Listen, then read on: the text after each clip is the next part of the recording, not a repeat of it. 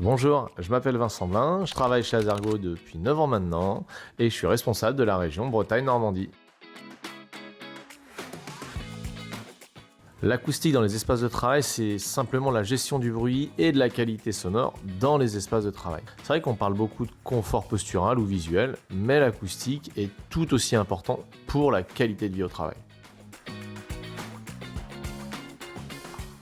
Un environnement trop bruyant ou mal conçu au niveau acoustique, ça peut vraiment affecter le quotidien. Ça crée du stress, ça gêne la concentration, ça peut même provoquer des tensions entre les collègues. Et sur du long terme, ça peut avoir des effets sur la santé. Quand on parle d'acoustique, on pense généralement aux cloisons ou à la réverbération, mais il faut aussi savoir que l'acoustique, ça se joue au moment de l'émission et également au moment de la réception.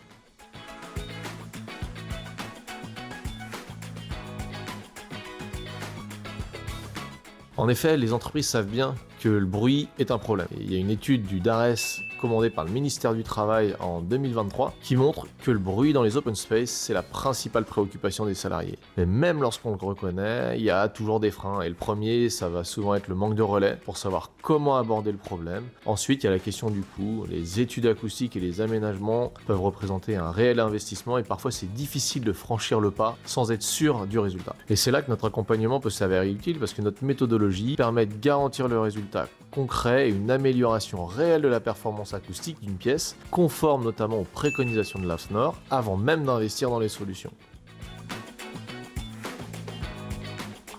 En fait, si l'entreprise n'a pas trouvé de relais via la médecine du travail ou un acousticien, notre travail est de faire un diagnostic précis de l'acoustique des espaces. Parce que plutôt que de se lancer dans des travaux comme l'installation de cloisons acoustiques sans forcément savoir d'où vient le problème, on va commencer par comprendre comment le son se comporte dans les espaces, par exemple en mesurant le temps de réverbération. Et ensuite, on va agir sur les 3 étapes de la vie du son. Le premier moment, c'est l'émission, et là on propose des solutions comme des indicateurs pédagogiques pour aider les équipes à mieux se réguler, à mieux gérer le bruit. Le deuxième, ça va être la propagation, et là on travaille sur la réverbération, l'absorption, en apportant des solutions efficaces et en garantissant le résultat, que ce soit par des cloisons acoustiques, qu'on va fixer sur le bureau, par des panneaux suspendus ou des nuages acoustiques. Et le troisième moment, c'est la réception. Là, on réduit l'impact du bruit sur les salariés, par exemple en les équipant de casques à réduction active de bruit ou de cabines acoustiques. L'idée, c'est de trouver la bonne solution au bon moment pour avoir un vrai impact.